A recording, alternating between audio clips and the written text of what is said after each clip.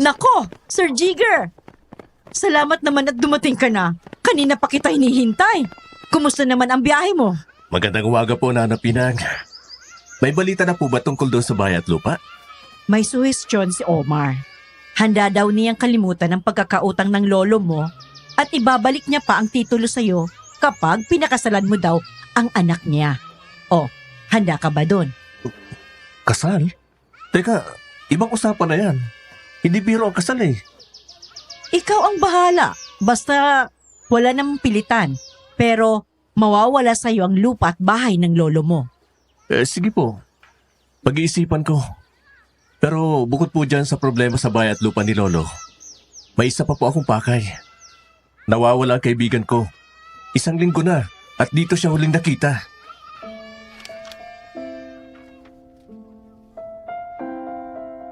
Naranasan niyo na bang pamanahan ng isang bagay? Maliit na bagay gaya ng kwintas, singsing, o kaya ay malaking mana gaya ng bahay at lupa? Paano kung ang bahay na minana mo ay may kasamang kondisyon na ang magiging kapalit ay malaking pagbabago ng buhay mo? Handa ka bang sumugal? Maaari ninyong i-post sa comment section ang inyong sariling karanasan tungkol sa mana at babasahin namin ito. Dear Aswang Diaries and Madam Venus, tawagin niyo na lang akong Jigger. Hindi ko tunay na pangalan at ngayon ay 37 years old na. Pinili kong itago ang tunay kong katauhan dahil sa klase ng aking trabaho na malalaman ninyo sa gitna ng aking kwento. Ang isasalaysay ko sa inyo ay tungkol sa isang nakakakilabot na karanasan ko matapos kong umuwi sa probinsya. Nang pumanaw ang lolo ko, ay mahigpit niyang pinagbilin na bawiin ang kanyang lupa at bahay kasama ang titulo sa isang nagngangalan na Omar. Pero may twist. Hindi ko basta yun mabawi dahil sa malaking utang ni lolo. Para lang matupad ang huling kahilingan niya, pumayag ako sa kondisyon ni Omar na pakasalan ng anak nitong dalaga kapalit ng kasunduan na buburahin niya ang pagkakautang ng lolo ko.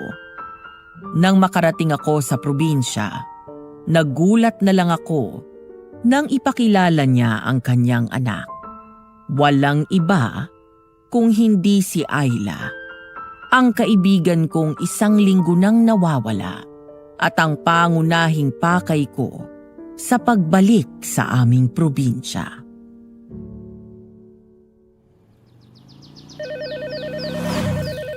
Hello, tita. Nandito na po ako. Umaasa ako na mahanap mo dyan si Ayla. Ako na po ang bahala, tita. Hindi ako uuwi nang hindi siya kasama. Hindi na talaga ako dapat pumayag na sumama siya dyan. Ang hindi ko maintindihan ay kung paano siya napunta dyan sa bayan na yan. Hindi naman dyan ang location ng shooting nila. Ayon po sa mga nakausap ko na nakasama ni Ayla, noong huling oras bago siya nawala. Last minute daw biglang nag-iba ng location at dito sila lumipat. Masama ang kutob ko, Jigger. Sana'y nagkakamali lang ako. Tita, Oh, sa tingin ko, alam ko na kung nasaan si Ayla. talaga? Tatawag po ulit ako mamaya. May kailangan na po akong kumpirmahin. Balitaan mo ako agad, ha? Nang ibaba ko ang phone, ay nakita ko ang parating na 2 tao. Isang may edad na lalaki at ang isa naman ay babae. Nang matitigan ko ang babae, kahit na medyo malayo pa sa akin, ay agad ko siyang nakilala. Ang anak ni Tita Renata at kaibigan ko na 1 linggo nang nawawala. Hanggang sa napansin ko na bawat taong dinadaanan niya ay mabilis na umiilag ang mga ito. Nakita ko ang bakas ng takot sa mukha nila. Nang lumingon ang babae sa mga ito, ay agad silang umiwas at parang natakot, kaya agad tumakbo paalis. Hanggang sa tuluyan silang pumasok sa bakuran. Sinundan sila ng tingin ng mga tao. Nang muling lumingon ang babae, ay mabilis na nagpulasan ang mga tao at nagsarado ng mga bahay. Magandang araw. Magandang araw din po. Jigger de Leon. Ako pong apo ni Lolo Nap. Eh di may pagkakaila, magkamukha kayo ng lolo mo. Marami nga po ang nagsasabi niyan. At ito naman ang anak ko, si Ligaya. Mula sa likod niya ay lumabas ang isang nakatungo na babae. Mukha itong mahinhin at hindi makabasag pinggan. Maputi ang kanyang balat. Nakasuot ng magandang summer dress. Mahaba ang buhok. Nang dahan-dahan nitong iangat ang mukha, nakita ko na bahagyang nanlaki ang mga mata niya at nagulat nang makita ako.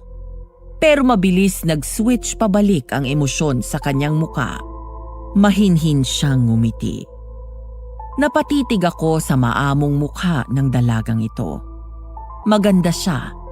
Simple at elegante ang kanyang dating. Maganda ang hubog ng katawan. Maputi ang balat. Mahaba ang buhok nitong medyo alon-alon. Maganda ang pares ng mga mata. Natagpuan ko na lang ang sarili ko na matagal na nakatitig sa kanya. Tama, siya ang hinahanap ko. Si Ayla na anak ni Tita Renata at matalik kong kaibigan. Pero bakit Ligaya ang pangalan nito?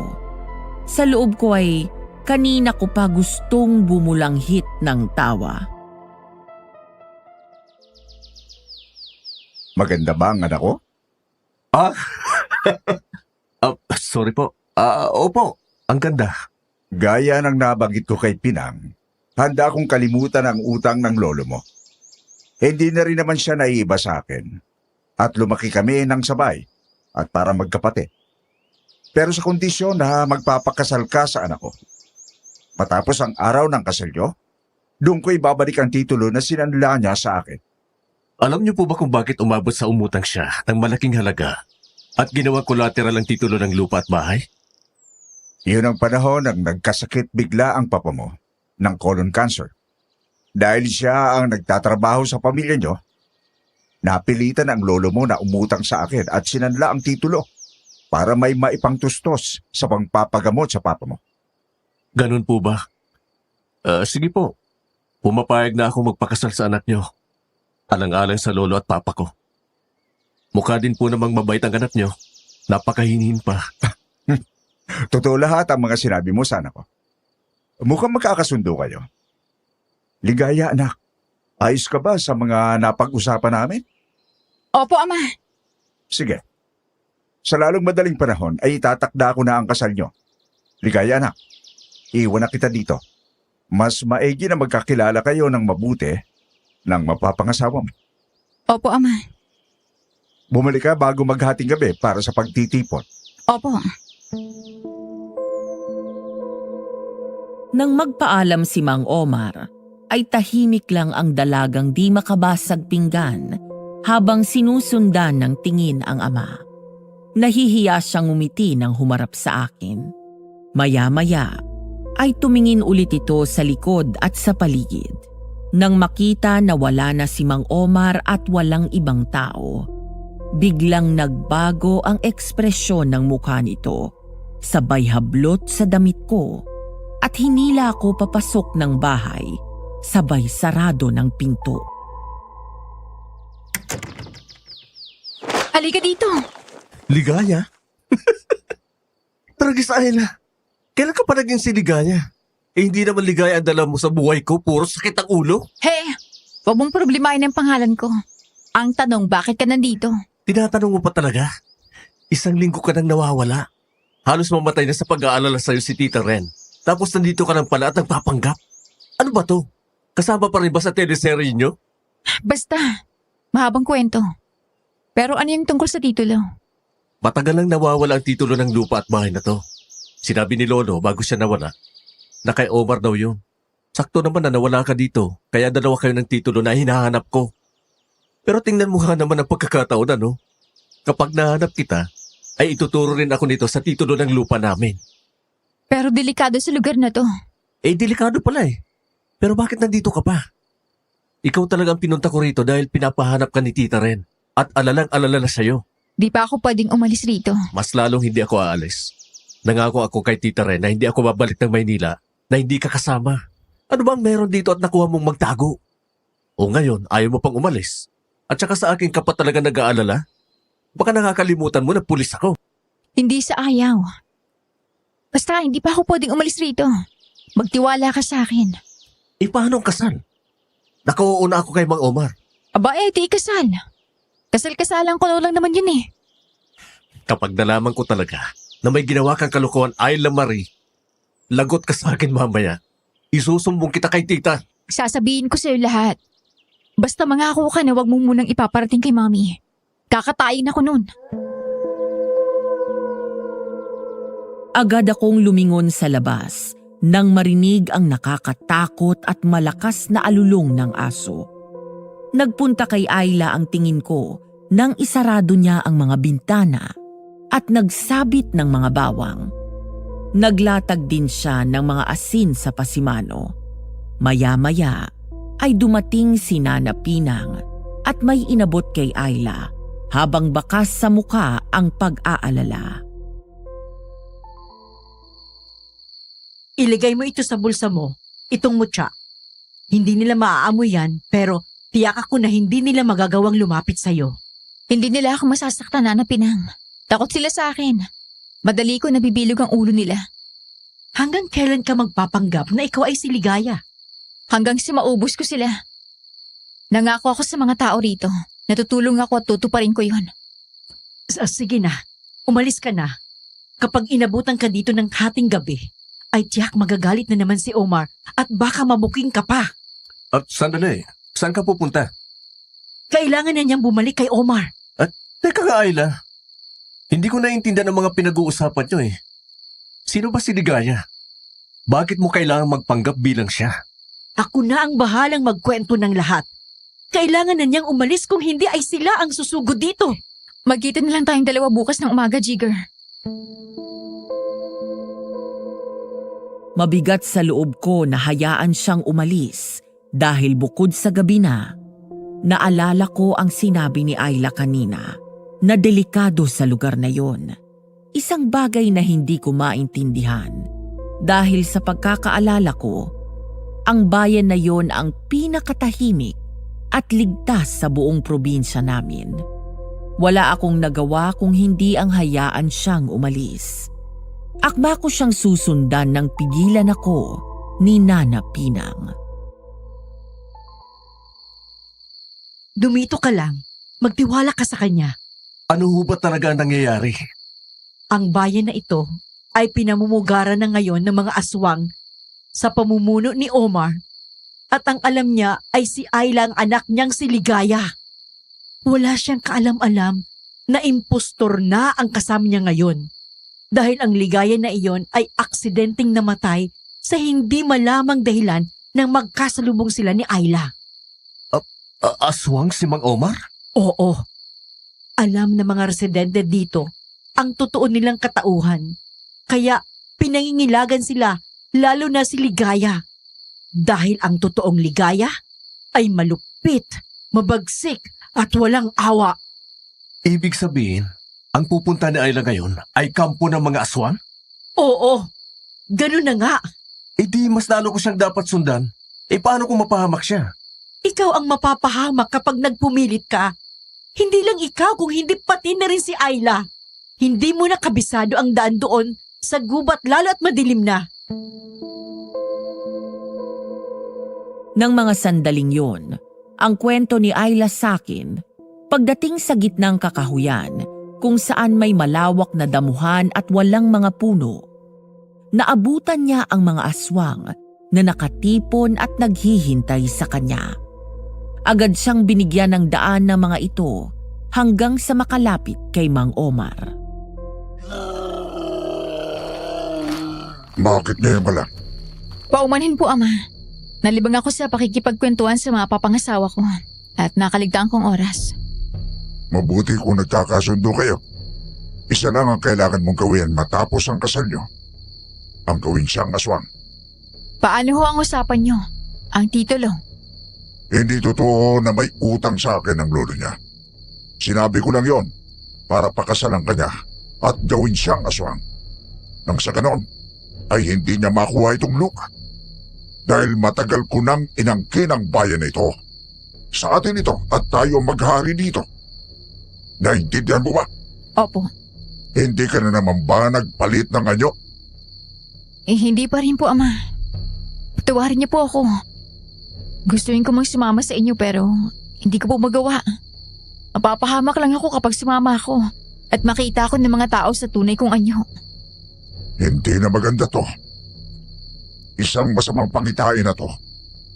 Kapag sa susunod na kabilugan ng buwan ay hindi ka pa rin nagpalit ng anyo, kailangan na natin gumawa ng paraan.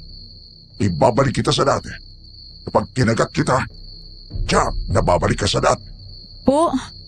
Sige na, at kailangan na namin umalis. Marina, bantayan mo si Ligan. Masusunod po, Pinuno. Mga kasama, ngayong gabi ng kabilugan ng buwan, pagpipiesta natin ang mga tao sa bayan na ito. Hindi tayo titigil hanggat may natitirang tao dito. At kapag lahat sila ay aswang na rin gaya natin, susunod nating susugurin ang karatig bayan. Umangil ang mga aswang na parang mga zombie. Pagkatapos ay tumakbo ang mga ito palabas sa gubat. Naiwan doon si Ayla at si Marina, ang mabait na aswang na naging kaibigan niya at ang tanging nakakaalam ng kanyang totoong pagkatao. Pero hindi gaya ng ibang aswang na pumapaslang na mga tao, puro hayop ang kanyang kinakain. Nasabihan na ba ni Nana Pinang ang mga tao? Oo. Pabalik na ako dito na makita ko na sarado na lahat ng mga bahay. At lahat ay may mga nakasabit na pangontra. Tsaka hindi na sila mapapasok ng mga aswang. Ang nanay at tatay ko. Huwag ka mag-alala. May protection din sila. Salamat naman.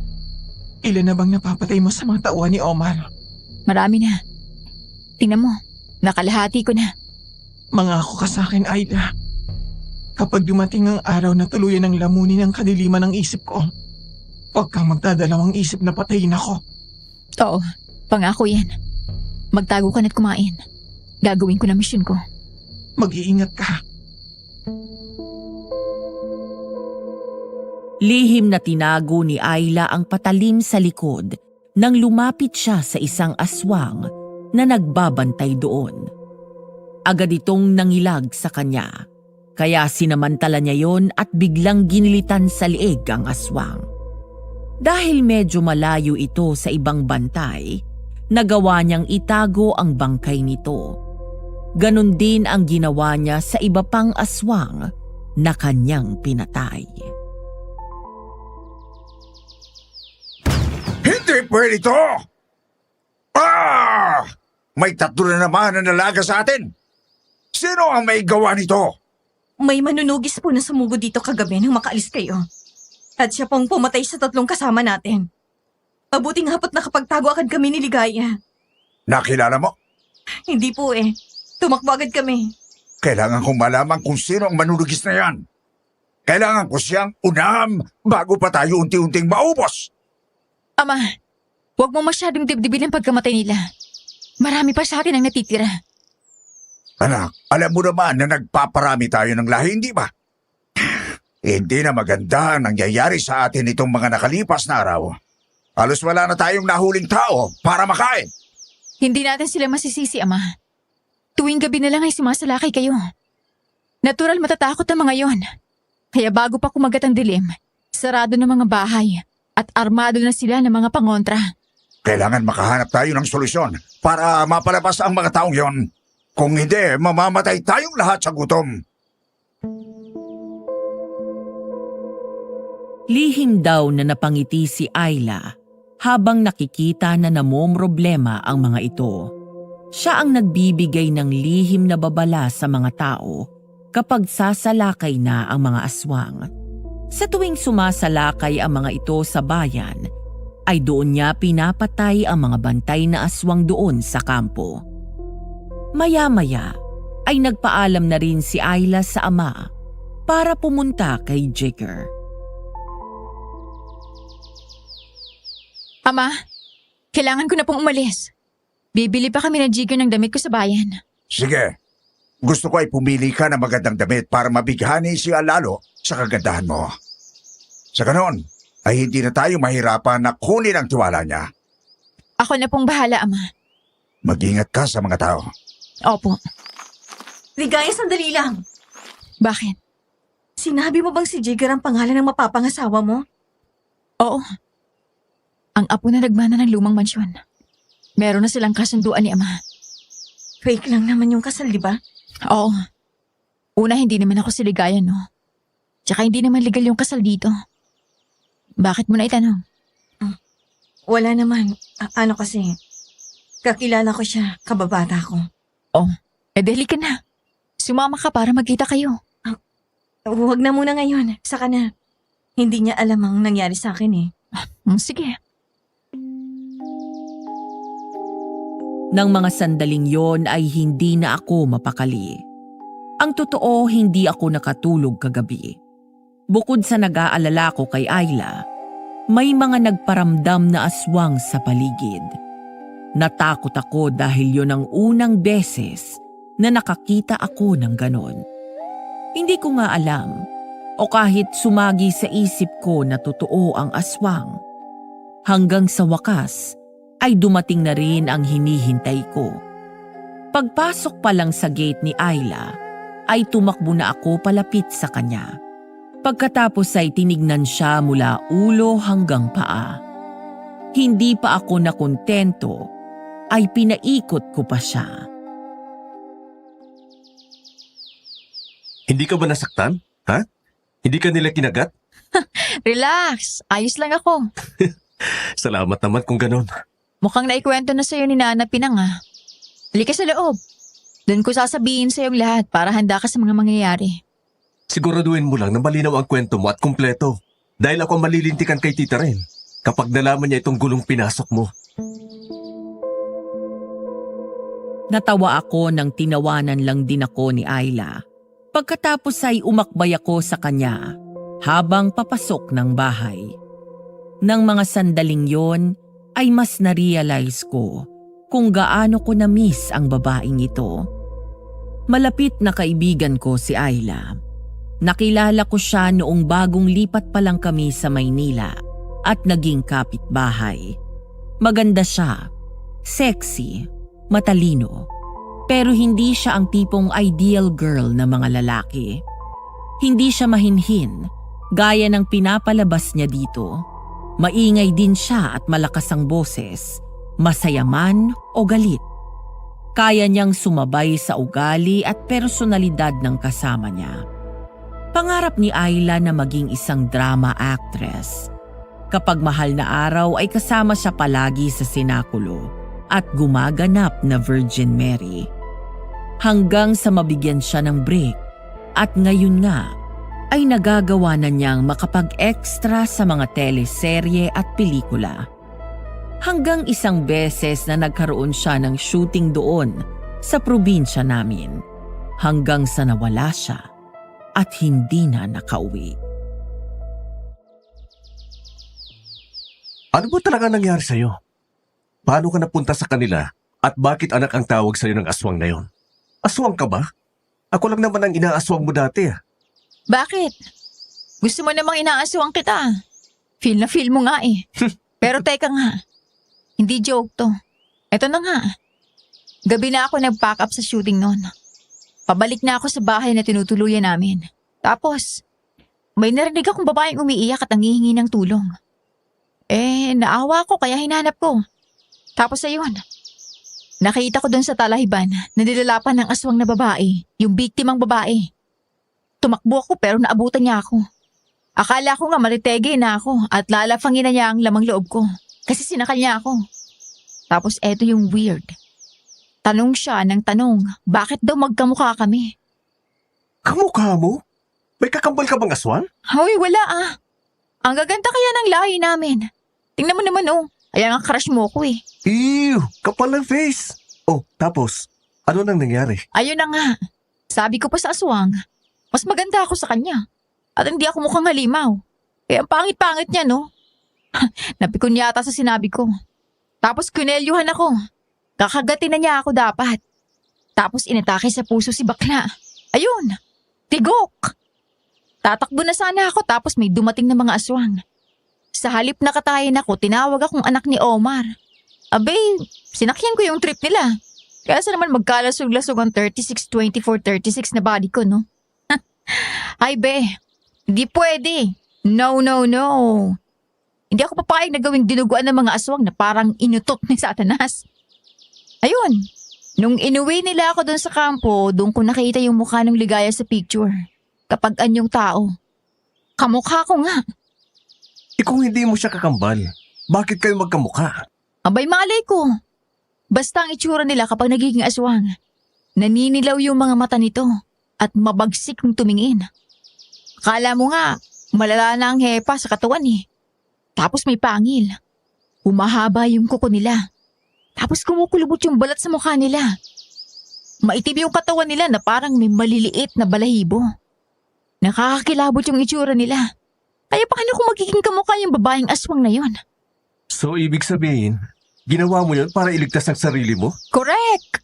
Umetyos na lang ako noong nagtaka sila bakit daw hindi ako nagpapalit ng anyo at nagiging aswang. Sabi ko na lang may nakalaban akong albularyo tapos sinumpa ako. Kaya nawala yung pagkaswang ko. Naniwala naman ng mga syunga. Pwede ka namang tumakas Sa tingin mo ba hindi ko naisip yan at hindi ko kayang gawin yan? Kaya lang naalala ko si Mami. Paano kung hanapin nila ako at talagang naniwala sila na ako yung Ligaya na yon? Tapos matunto nila ako sa Maynila at malaman nila na impostor ako. Eh dinadamay si Mami. Anong plano mo? Ayla, hindi ka pwedeng magtagal dito. Delikado yung ginagawa mong pagpapanggap. Darating ang araw na makakahalata yan. Ang totoong Ligaya ay kinatatakutan ng lahat. Dahil ang alam ng mga taga rito ay anak siya ni Omar. Malupit yon. Hindi marunong ngumiti. Mabagsik ang mga mata. Walang awa sa mga tao. Buti na paniwala mo ang mga yan. Kulang na lang kung mandidato ka kapag lumalabas ka. Lahat nginingitaan mo Ay, sabi naman sa'yo pang best actress itich. Kaya nang dumating si Ayla dito, ay biglang nanibago ang mga taga rito. Hanggang sa mahalata ko na isa siyang tao. Kaya sinabi ko sa kanila ang tungkol sa natuklasan ko. Mula noon ay nakiusap ang mga taga rito na tulungan sila na mapuksa ang mga aswang. Siya ang espiya namin sa loob. Kapag susugod ang mga aswang, agad niya kaming binabalaan. Kaya nakapagtatago kami. Iyong ibang kalalakihan dito, inambos ng mga aswang. Pero habang tumatagal ay parang hindi sila nababawasan. Kaya ayun, kada umaalis yung mga aswang sa kampo, pinapatay kong mga naiiwan na bantay doon. Diyos ko naman, Ayla. Anong klaseng gulo tong pinasok mo? Sana tinawagan mo ako. Nakakapunta ka naman ng bayan, di ba? Eh ayoko kasing madamay ka pa. Alam mo, ikaw kukutusan kita para namang iba ako. Ako nga ang tamang tao na dapat tawagan mo dahil bukod sa taga rito ako, pulis ako. Kayang-kaya kitang ipagtanggol sa kanila. Eh mali ko naman na taga rito ka pala. Oh, halika sa bayan. Bumili tayo ng damit na isusuot mo sa kasal na yan. May naisip na akong paraan para mailayo ka sa mga aswang. Dumating ang araw ng kasal namin ni Ayla. Gaya ng inaasahan ko, hindi yon totoong kasal sa simbahan o huwes. Ang kasal ay ginanap sa ilalim ng basbas ni Mang Omar. Hanggang sa mga sandaling yun, ay patuloy pa rin ako sa pagkukunwari na walang alam sa pagkatao nila. Matapos ang seremonya, ay pinaharap kami sa isa't isa. Bigla kong nakalimutan sandali ang sitwasyon namin nang may maisip akong kalokohan. Ngumisi ako nang makita na pasimple akong pandilata ni Ayla habang kumikibot-kibot ang labi nito. Salamat po. May sasabihin po sana ako. Sige, ano yan? Mula po mamayang gabi, Gusto kong tumira kami ni Ligaya sa bahay. Bilang lalaki at asawa niya, gusto ko na bumukod kami para makapagsimula ng bagong buhay. Si Ligaya ang magdidesisyon yan. Mahal, Pumapayag po ako sa gusto ng asawa ko. Kung nasan siya, doon din na po ako. Kung yan ang gusto niya, ikagalang ko. salamat po. Nang ihain ang mga pagkain sa mesa, halos bumaliktad ang sikmura ko at masuka ako sa nakita ko nang maghain ng hindi pamilyar na karne sa harap namin. Hindi lang ako, kung hindi maging si Ayla. Isa lang ang duda ko noong una na kinumpirma niya kalaunan. Mga karniyon ng tao. Patunay na doon ang masangsang na amoy nito. Napilitan akong ngumiti kay Mang Omar nang ituro nito ang pagkain. Kumain ka, Jigger.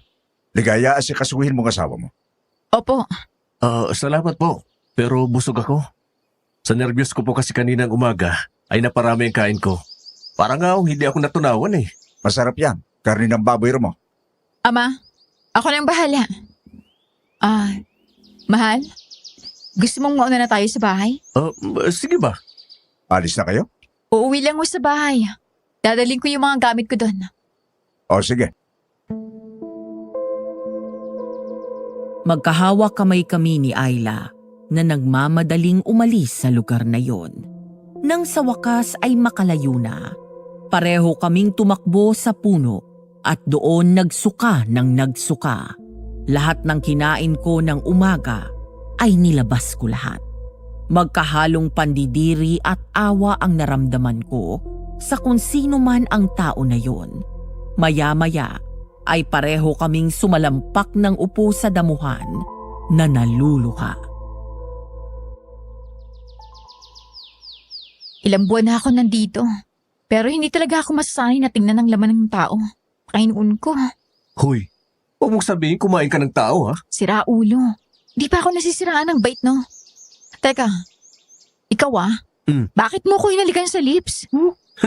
Gusto mo rin eh. Yumakap ka pa sa akin eh. Nadala lang ako. Ay sus! Itong misis ko talagang napaka-sexy oh. Ayaw pang umamin. Matagal ka nang may pagnanasa sa akin oh. Kapal mo. Umuwi na nga tayo. Naaamoy ko pa rin yung kinatay nilang tao. Ngayon naganap ang kasal. Ang kailangan na naming pag-isipan ay kung paano ko maiuuwi si Ayla. Pero kilala ko siya. Kapag may naumpisahan siyang isang bagay, kahit anong mangyari, ay tatapusin niya yon. Wala akong choice kung hindi ang tulungan siya sa kanyang misyon na patayin at pabagsakin ang mga aswang sa bayan na yon. Nasa gitna ako ng pag-iisip doon sa hardin nang may makita akong isang pamilyar na mukha sa labas. Marina? Ang akala ko hindi mo na ako makikilala eh. Malinaw pa ang isip ko. Kumusta ka na? Ayos naman. Ikaw? Okay lang din. Inaasikaso ko lang tong lupa at bahay na iniwan sa akin ni Lolo Nap. Jigar, Hmm? naalala mo ba yung pangako natin sa isa't isa noon bago ka umalis dito? Ang alin? Sabi mo di ba, pagbalik mo tayo pa rin? Sabi mo ako lang ang mamahalin mo. I'm sorry Marina. Maraming taon nang lumipas. Kinalimutan ko na yun eh. Ano? Pero, paano ako? Bago ako umalis, ay kinausap ako ng tatay mo. At sinabi niya sa akin na wag na kitang tatawagan. Alam mo naman na noon pa, ay ayaw na niya sa akin. Dahil sa matagal na nilang hiduaan ni Lolo Nap tungkol sa lupa. Sinubukan na kitang ipaglaban. Kapag tumatawag ako sa'yo, ay laging ang tatay mo ang sumasagot. Ayaw kanyang ipakausap sa akin. Ay, I'm sorry kung napagod ako. Naisip ko na baka hindi talaga tayo para sa isa't isa.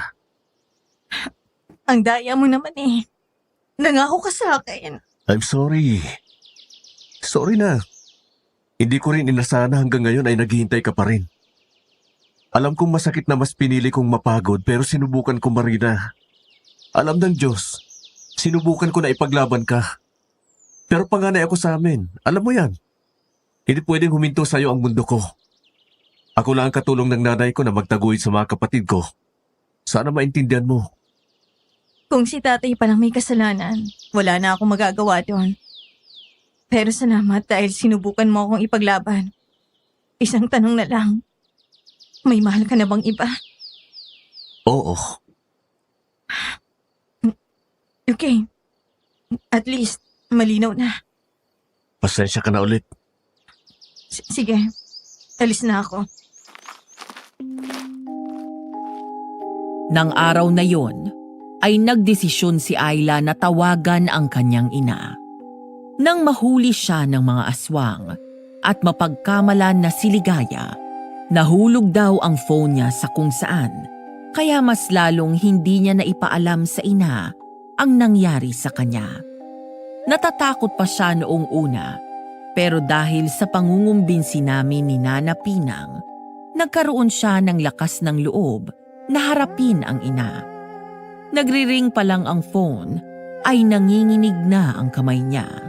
Hanggang sa wakas, makalipas ang ilang araw, muling narinig ni Tita Renata ang boses ng anak. Hello? Jigger? Hello? Mami? Ayla?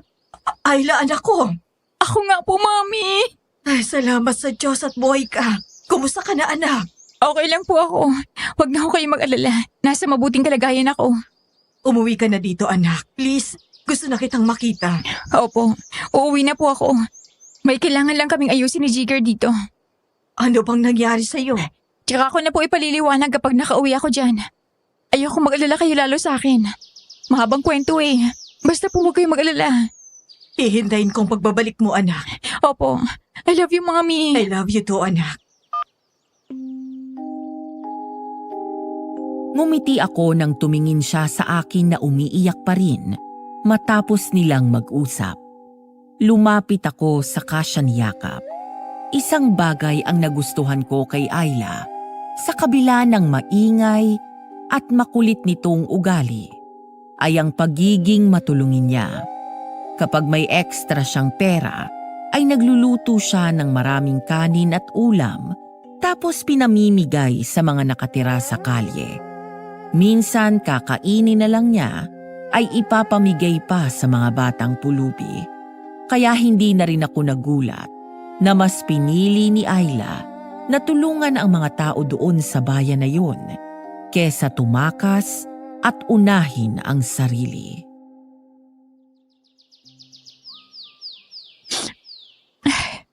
Ana, lalo kang pumapangit kapag umiiyak ka.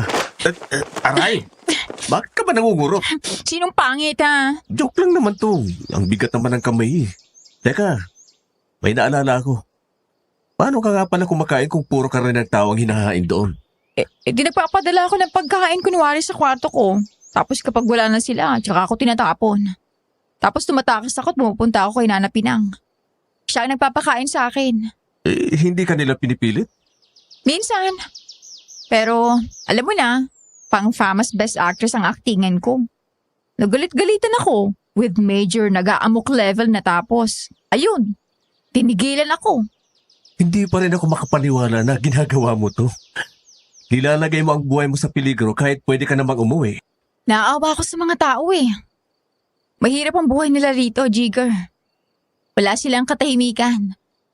Minsan kahit mataas ang sikat ng araw, mabigla na lang mawawala. Yun pala, dinudukot ng mga aswang tapos kakatayin nila. Sinubukan ko magsumbong sa mga pulis. Pero tumanggi sila na tulungan ako dahil kahit sila ay takot. Dati kasi sinugo daw nila yung mga aswang. Pero hindi nila naubos sa mga to kaya binalikan sila. Tapos marami sa kasama nila yung namatay. Kung wala silang makikita na kahit nakatating na pag-asa na pwedeng makalaya ang bayan na to mula sa mga aswang. Paano na sila? Kapag binabayaan natin sila, bukas makalawa, ubos na silang lahat dito. Kawawa sila, lalo na yung mga bata at matatanda. Maaati mo bang mangyari yung dito sa bayan kung saan ka lumaki? Ay, oo na nga. Ang lakas mo mangonsensya eh. Tutulungan na kita. Papatay nating lahat ang mga aswang na yan. Talaga? Oo na nga. Pero sa isang kondisyon. Ano? Kiss muna. He! Ano ka, siniswerte? Sige na, isa pa. Hoy Ayla, isang kiss lang. Mag-asawa naman tayo ah. Ayoko nga. Kunwari pa ayaw. Pero sarap na sarap ka naman sa halik ko. Che! Natawa lang ako nang nilayasan ako ni Ayla. Kung may masasabi ako tungkol sa aming dalawa, Madam Venus, yun ay alam namin na gusto namin ang isa't isa.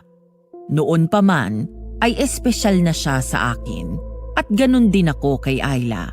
Para kaming magtropa, best friend, magkaaway at magjowa rolled into one. Noong panahon na broken-hearted ako kay Marina, si Ayla ang unang kaibigan ko sa Maynila na hindi ako iniwan hanggang sa maging okay ako at tuluyang makalimot. Sa pagdaan ng mga taon at paglalim ng away-bati naming pagkakaibigan, hindi ko napigilan ang puso ko na mahalin siya. Kinagabihan, pasado 12:00 na ng hating gabi, pero hindi pa kami natutulog dahil abala kaming tatlo ni Nana Pinang na magplano tungkol sa pagsalakay namin sa aswang at kung paano namin sila papatayin. Nakausap ko na si Kapitan. Handa raw makipagtulungan ang mga kalalakihan dito sa bayan natin para sa pinaplano nating pag-aaklas. May tutulong din sa atin ang mga sundalo. Sinubukan kong tawagan yung kaibigan ni Lolo na retired general. Nabanggit ko sa kanya yung mga nangyayari dito. Swerte tayo kasi naririnig na daw niya ang tungkol sa mga nangyayari dito sa bayan natin. Kaya handa daw siyang tumulong. Good. Very good. Kailangan natin ng explosive para patay sila agad. Ako na ang bahala doon. Nga pala, Nana Pinang. Sinabi sa akin ni Omar na kapag hindi pa daw ako nagpalit ng anyo sa susunod na kabilugan ng buwan, siya daw mismo yung gagawa ng paraan para maging aswang ulit ako. Hindi kaya nagdududa na siya sa'yo? Hindi pa naman siguro. Pero baka nagtataka na yun. 1 linggo nang mahigit mula nang mapunta ako sa kanila. Mabuti nga't nadadaan ko pa sa pa-acting-acting ko eh. Sinasabi ko na nga ba? At iyon ang susunod niyang hakbang. Kung ganon, ay kailangan na nating kumilos agad. Huwag kang mag-alala. Hindi mangyayari yun. Hindi ako papayag na magaya ka sa kanila. Gusto ni Omar na gawin kang aswang sa unang gabi natin bilang mag-asawa. Sa pag-aakala nga niya na ako si Ligaya. Ako ang inutusan niyang kumagat sa'yo. Nagbabaka sakali na bumalik daw ako sa dati kong anyo. Bukod doon, sinabi niya mismo sa akin na inangkin na niya ang bayan na to. At wala siyang balak na ibalik sa'yo ang titulo nitong lupa ng lolo mo. At higit sa lahat, hindi totoo na may utang ang lolo mo. Gawa-gawa niya lang yon. Ano? Pati itong kasal, para gawin kang aswang nang sa ganon, hindi mo mabawi itong lupa. Hayop talaga siya. Sakim! May masamang balak siya rito. Lahat ng tao sa bayan na to at gagawin niyang aswang. Tapos sasalakayin nilang mga karatig bayan. Huwag kayong mag-alala. Sa awa ng Diyos ay matatapos din to. Makakalaya din ang bayan na itumula sa mga aswang. Ang mabuti pa ay magpahinga na rin kayo. Opo. Ikaw, hindi ka pa matutulog? Hindi pa ako inaantok eh. Eh di, mauna na ako. Ayla! Sumilip ka sa labas! Bilisan mo!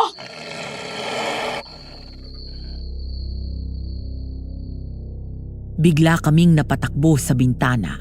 Binuksan namin yon ng bahagya at mula doon ay nakita namin ang mga aswang na pinaliligiran ang buong bahay. Hindi naglagay ng mga pangontra sa bakod si Nana Pinang para hindi pagdudahan ni Mang Omar si Ayla.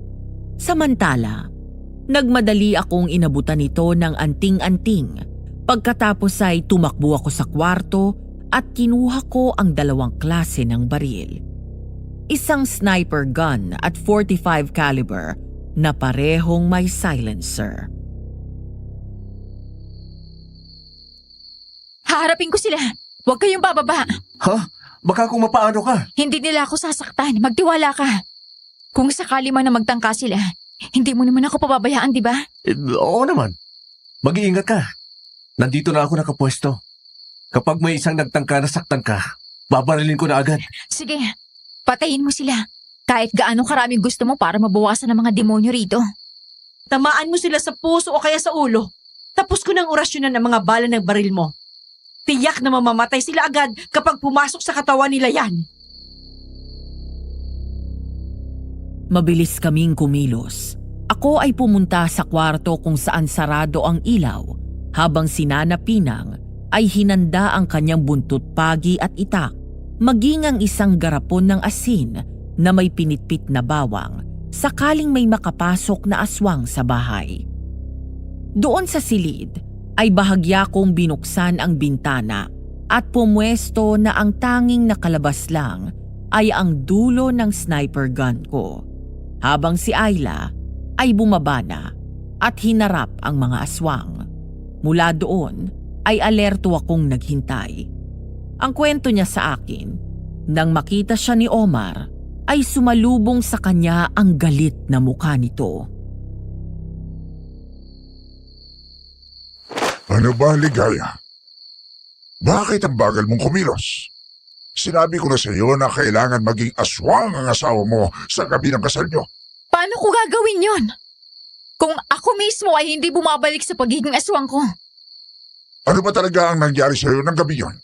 Para magkaganyan ka at hindi ka na bumalik sa dati. Sinabi ko na sa inyo, di ba? Sinumpa ako ng albularyong yon. Hinawakan niya lang ako tapos nagdasal siya tapos ayun na. Kung hindi mo kayang gawing aswang ang asawa mo, kami ang gagawa. Mga kasama, pasukin niyo ang bahay at kunin ang lalaki yon.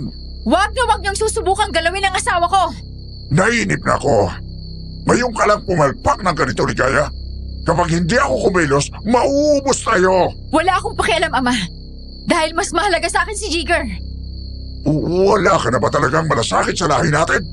Mga kasama, pasukin ang bahay na yan at kunin ang asawa ni Ligaya. Wag! Sige! Pasok! Patay kayo sa akin! Kukunin pala ha? Nang tumalon ang aswang papasok ng bakuran, ay umatras si Ayla kasabay ng pagkalabit ko ng gatilyo. Nang biglang bumulagta ang aswang matapos kong patamaan ito sa ulo, nagkagulo ang mga aswang at umangil ng malakas habang lingon ng lingon sa paligid. Nang sumampa ng magkakasabay ang tatlong aswang, ay mabilis kong pinaputukan ang mga ito at isa-isa na namang bumulagta. Napatakbo palayo si Ayla nang biglang tumalon si Mang Omar at sinugod siya. Habang pinagbababaril ko ang mga aswang na pumapasok, ay nagawa siyang abutan ng pinuno at hinablot siya sa buhok. Mas pinipili mo ngayon ang lalaki ito, ha? Asawa ko siya, Ama. Pinakasal ko kayo hindi para mas kampihan mo siya, kung hindi para gawin siyang aswang. Para hindi niya makuha ang lupa na ito sa atin. Bitawan mo ako! Iuwi kita ngayon din. Hindi ko na paabutin sa kabilugan ng buwan. Ibabalik kita sa dati nang bumalik din ang katinaan ng utak mo. Wag! Bitawan mo ako! Lapastangan!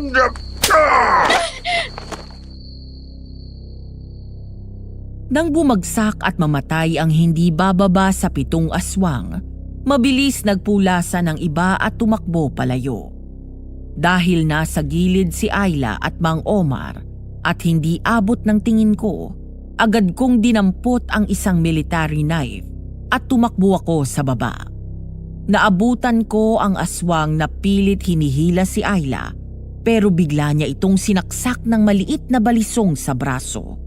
Pagkatapos ay agad yumakap sa poste ng bahay para hindi siya matangay. Dahil nakatalikod mula sa pinto ang aswang, ay mabilis akong nakalapit at sinaksak ito sa likod. Sa mga sandaling yon, ay nagkunwari akong wala pa ring alam sa sikreto nila.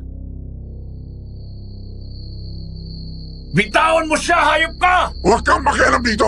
Kapag hindi mo binitawan si Ligaya, papatayin kita! Ikaw ang pumatay sa mga kasama ko! Wala akong alam sa sinasabi mo. Sino ba kayo? Anong kailangan niyo sa kanya? Binitawan ng aswang si Ayla at agad na sumugod sa akin. Sinalubong ko siya ng isang malakas na sipa sa dibdib. Pagkatapos ay binigyan ko pa ng isang round kick at tumama ang paa ko sa mukha niya. Nang makabawi ay sumugod na naman siya gamit ang mahabang kuko. Umiwas ako hanggang sa makatsyempo at sinaksak ko ang aswang sa dibdib. Pagkatapos ay hinawakan ko si Ayla at tinago sa likod ko. Umalis ka na dito at huwag na huwag kayong babalik. Hindi ako gaya ng ibang tao dito. Hindi ako natatakot sa inyo. Hindi pa tayo tapos. Kung inaakala mong ligtas ka na, nagkakamali ka! Kinabukasan, doon sa kampo ng mga aswang, galit na galit si Omar at nagwawala na tinumba ang mga mesa at nagbasag na mga gamit dahil sa bigla umanong pagbaliktad ni Ligaya. Hindi nito nagustuhan na mas kumampi sa akin ang pinaniniwalaan nitong anak. Nang mga panahon na yon ay tinawag ni Omar si Marina na kilala nitong malapit kay Ayla. Marina, Pinuno, bakit po? tinalikuran na ni Ligaya ang lahi natin. At mas kumakampi siya sa lalaki yon. Nakapagtataka dahil ilang araw pa lang silang nagkakakilala. Wala ka bang napapansin kay Ligaya nitong mga nakalipas na araw? Wala po. Ano po bang nangyari? Kagabi, sumugod kami sa bahay ng apo ni Napoleon pero ibang Ligaya ang umarap sa amin. Sa halip, nahayaan kaming kunin ng lalaki yon. Hinarangan niya kami. Hindi lang yon, kinalaban pa niya ako. Baka po sadyang napamahal na sa kanya si Jigger. Kilala ko ang anak ko. Hindi siya basta-basta nadadala sa ganyan. Ngayon na pag-uusapan na ito, matagal ko nang napansin sa kanya. Mula ng gabing yon na nagbago siya, hindi lang nawala ang pagiging aswang niya, pati ang kilos at ugali niya. Ang mga pagkain na hinahain sa kanya, alam ko na itinatapon ang lahat ng yon. Wala po akong alam dun, Pinuno. Higit sa lahat, kung papaano niya ako labanan. Hindi na ganun kalakas ang hawak niya sa kamay ko. Hindi siya nakikipagkaibigan kaya nagtataka ko na bigla kayong naging malapit. Matagal ko nang napapansin sa kanya ang mga pagbabagong yon. Pero isinawalang bahala ko lang. Naisip ko, ay baka epekto ng sumpa sa kanya ng albularyo. Ano po bang ibig niyong sabihin? Parang iba ang kasama natin dito at hindi ang anak ko. Dahil sa nabubuong duda ni Mang Omar kay Ayla, nang makakuha ng pagkakataon ay agad lumabas ng gubat si Marina at pumunta sa bahay. Nang mga sandaling yon ay naroon kami ni Ayla sa bahay. Habang abala kaming nag-uusap tungkol sa nangyari ng nagdaang gabi, natahimik ako nang matitigan siya. Nang mapansin niya ako, ay kumunot agad ang noo nito. Bakit ganyan ka makatingin? May problema ba? Ayla, seryosong usapan. Totohanin na natin to. Tayo na lang. Pagbalik natin ng Maynila, magpakasal na tayo. Sira ka ba? Anong nakain mo't bigla ka nagkaganyan? Seryoso ako. Pakasal na tayo. Pakasal ka dyan. Di ko nga alam kung gusto mo ako eh. Yayayain ba kita kung hindi? Narinig ko nag-uusap kayo ni Marina. Ex mo pala siya tapos sabi mo may mahal ka ng iba? Ikaw ang tinutukoy ko. Ay nako, Jigger. Kilala kita. Piniplaytime mo lang ako. Prank to, no? Sa halip na sumagot, ay tumayo ako sa kalumapit sa kanya. Pagkatapos ay niyakap ko siya ng mahigpit mula sa likod, saka ako napangiti at huminga ng malalim. Doon lang ako nakaramdam na kalmado ako, para akong batang paslit na matagal na wala at sa wakas ay nakauwi sa bahay ko. Walang takot at pangamba, payapa lang.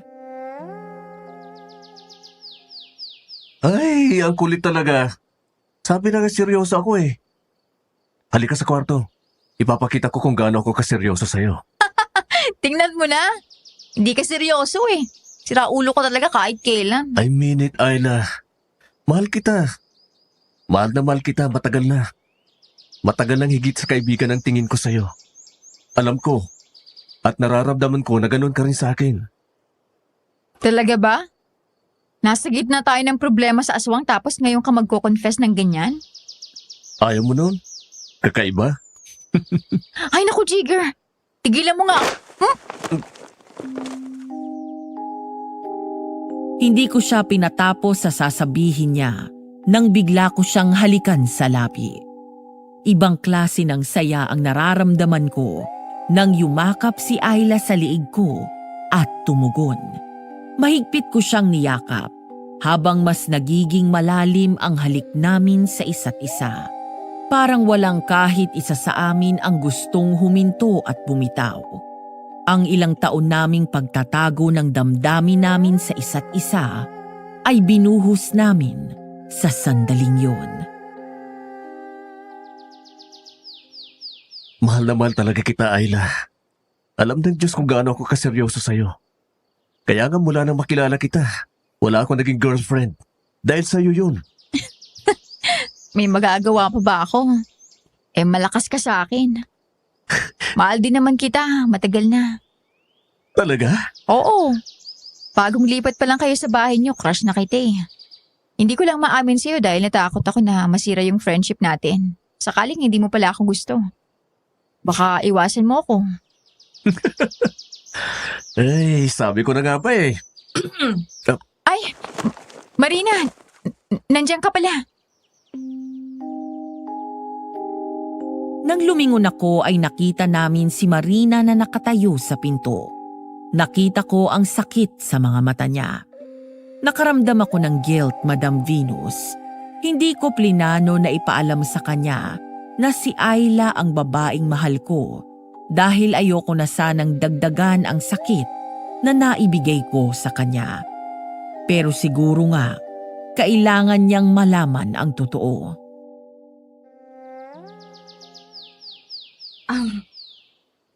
Sorry sa abala. Hindi, okay lang.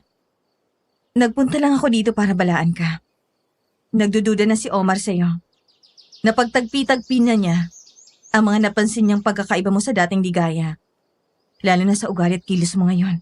Kaya mag-iingat ka. At teka, paano mo nalaman yan? Huwag mong sabihin na... Tama. Aswang din ako, Jigger. Naging aswang ako. Higit 6 na buwan ang nakalilipas. Ginabi ako ng uwi noon at natsyempohan nila ako.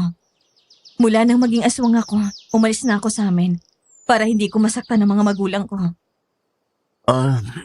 I'm sorry na ganyan ang nangyari sa'yo. Sige, mauna na ako. Thank you, Marina. Nang araw na yun, ay napilitan kami ni Ayla na pumunta sa kampo ng mga aswang para kausapin si Omar tungkol sa titulo ng lupa. Pagdating doon, ay sinalubong kami ng mga nagdududang tingin. Pero sa halip na matakot at mataranta, ay naging kalmado lang kami. Si Ayla ay nagpapanggap pa rin na si Ligaya at ako ay nagpapanggap pa rin na hindi alam na aswang sila.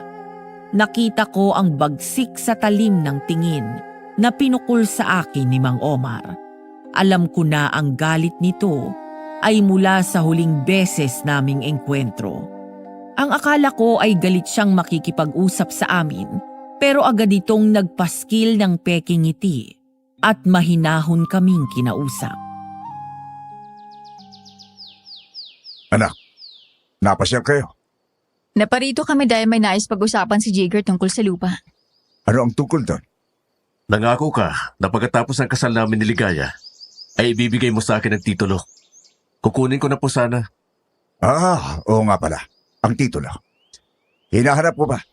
Ibibigay ko na lang sa'yo kapag nakita ko na. Hinahanap? Ang sabi niyo, nasa inyo. Bakit?